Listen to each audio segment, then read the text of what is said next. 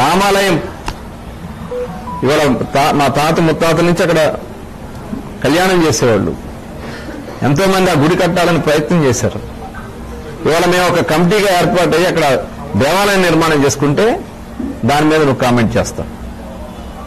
Ice factory రాజారత్నపురం, నువ్వు కూడా పుట్టుండేవావు రాజారత్నపురం, ఆనాడు ఉన్నటువంటి కలెక్టర్ గారు. అక్కడ ఫ్లాట్లు మా వాళ్ళు తీసుకుని మా నాన్నగారు తాతగారు అక్కడ రైస్ మిల్ మిషనరీ తయారు చేసేవాళ్ళు. అందులో రైస్ మిల్ ఉండేది.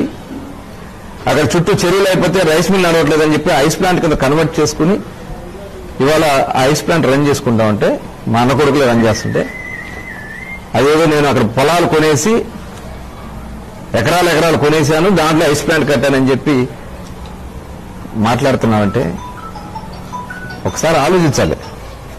మనందరూ కూడా ఆలోచించాల్సినటువంటి సమయం. వీళ్ళు మతిస్థిమితం చెడిపోయి ఏదో ఒకటి బురదగలాలి, ఏదో ఒకటి చేయాలి, ఇలాంటి ఒక దుర్మార్గమైనటువంటి ఆలోచనలు ఉన్నటువంటి వ్యక్తులు. ఇంకోసారి చెప్తున్నా, నా కుటుంబ సభ్యుల గురించి మాట్లాడితే మటుకి నాలుగు చీరుతాను ఎవరైనా సరే. ఒళ్ళు దగ్గర పెట్టుకుని మాట్లాడు. ఇంటికి వస్తే మర్యాద ఇస్తాం, ఇంటికి వస్తే భోజనం పెడతాం, ఒక కాఫీ ఇస్తాం, అది కూడా తప్పేనా? దానికి పిచ్చి పిచ్చి మాటలు మాట్లాడుతున్నాం. ఒళ్ళు దగ్గర పెట్టుకో.